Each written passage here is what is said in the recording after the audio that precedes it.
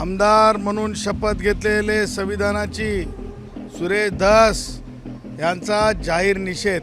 धसचा जो मोर्चा होता कालचा, जरंग्याचा जो मोर्चा होता कालचा आणि आवाडांचा जो मोर्चा होता कालचा, हा मोर्चा स्वस्वार्थासाठी होता, कोणत्याही विक्टीमला न्याय मिळण्यासाठी नव्हता। तो मोर्चा वाटत नव्हता, तो मोर्चापेक्षा शिमगा वाटत होता। धस कशा प्रकारे, अरे शिट्या टाळ्या, अरे काय, एखाद्याच्या प्रेताच्या संबंधानं आदरांजली सभा असेल तर अशा प्रकारचं वर्तन असू शकते? हे कोणत्या लिटरेचरचा भाग असू शकतंय? मला सांगा, जमिनी मोजायला निघाले तुम्ही, भाषण देता तुम्ही। अरे तुम्ही ज्यांच्याकडे हजारो एकर जमिनी आहेत, ज्या जमिनी अद्याप वापस केल्या नाहीत, त्यांचा हिशोब कधी देणार आहेत? त्यांचा हिशोब कधी मागणार आहेत? धस, मी प्रश्न तुम्हाला विचारतो, हाय दम, हाय ताकद?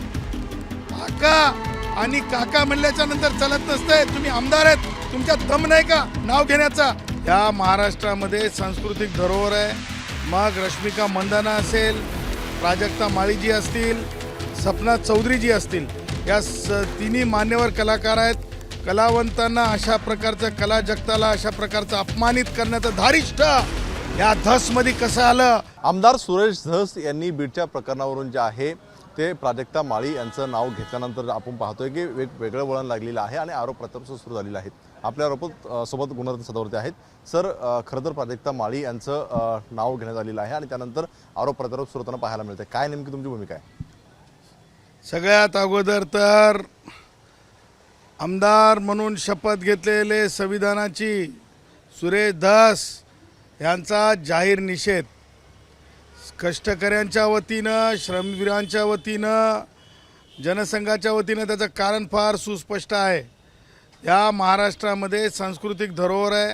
मग रश्मिका मंदाना असेल, प्राजक्ता माळीजी असतील, किंवा काय नाव त्यांचं, आपल्या त्या सपना चौधरीजी असतील, या तिन्ही मान्यवर कलाकार आहेत। कलावंतांना अशा प्रकारचं, कला जगताला अशा प्रकारचं अपमानित करण्याचं धारिष्ट या धसमध्ये कसं आलं?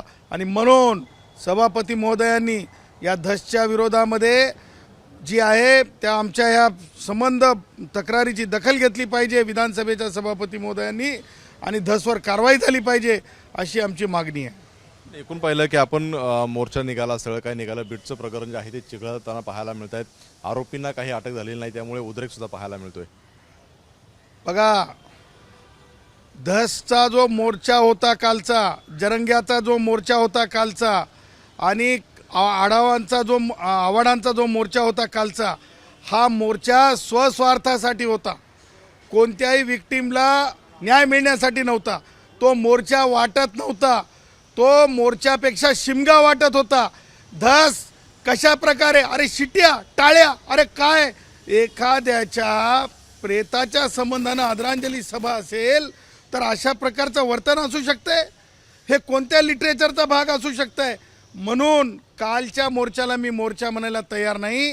हे ते एखाद्याच्या मृत टाळूवरलं लोणी कुणाला कसं मिळतंय? तुम्ही जर पाहिला असेल एक व्हिडिओ जो आलेला आहे, त्याच्यामध्ये आपण पाहत होतात की एका बाजूला कशा प्रकारे आवाड हे भाषण देत होते, तर दुसऱ्या बाजूला दुसरे एक आमदार आणि त्यांच्या बाजूला तिसरे एक आमदार राष्ट्रवादी काँग्रेसचे वयोवृद्ध पुढारी शरद पवार यांच्या गटाचे काय चर्चा करत होते? ही चर्चा जर आपणाला मी दाखवली तर आपण म्हणजे खेदाने काय नमूद करावं, ही माणसं कोणत्या सहनशीलतेची आहेत? आता आपण जर पाहिलं तर संतोष देशमुखला न्याय मिळण्यापेक्षा झणझणीत विषय हे सोशल मीडियावर आहे, याची मी अधिकृत हे करत नाही, म्हणजे पुष्टी करत नाही, परंतु अशा प्रकारची जेव्हा बातमी येते तेव्हा त्यांनी स्वतःहून खुलासा करायला पाहिजेत होता। हे तुमच्या जे आता मायक्रो रेकॉर्डर आहे, त्या मायक्रो रेकॉर्डरनी कॅच केलेलं आहे। सांगायचं तात्पर्य की ही जर वृत्ती असेल एखाद्या बाबतीतलं राजकारण करण्यासाठीची, तर ही मी अशा प्रकारचा म्हणजे मागणी, अशा प्रकारचं विक्टीमला न्याय मिळावा म्हणून आंदोलन मी तरी पाहिलेलं नाही। त्या उलट मला असं वाटतंय की जितेंद्र आव्हाडांनी ही मागणी करायला पाहिजेत होती की तिथला जो आमचा जो गरीब समाज आहे त्या समाजावर कशा प्रकारे अन्याय होतो त्या अन्यायावर का बोलले नाही.